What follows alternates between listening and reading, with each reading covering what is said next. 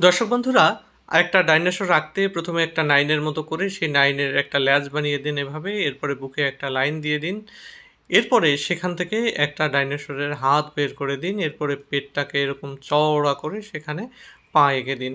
পা আঁকার পরে ল্যাজটাকে এরকম করে দিন এবং পিঠের লাইনটাকে এবার আমি গাঢ় করে নিয়েছি। একটা চোখ দিয়ে দিয়েছি, মুখ দিয়ে দিয়েছি এবং পিঠে এরকম রাউন্ড শেপের কতগুলো কাটা, কাটা ডিজাইন দিয়েছি। আরেকটা পা এঁকে দিলাম সুন্দর করে।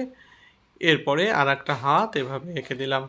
এবার তার গায়ের ভিতরে একটা রং দিয়ে ডিভাইড করে দিয়ে পিঠের কাটা, কাটা অংশগুলোকে আমি সবুজ রং দিয়ে সুন্দর করে ভরাট করে দিচ্ছি।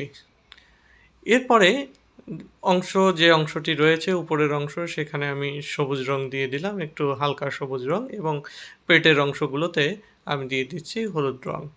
হলুদ রং পায়ের কিছু অংশতেও দিয়ে দিলাম, সেখানে সবুজ দিয়ে ভরাট করলাম। কেমন লাগলো?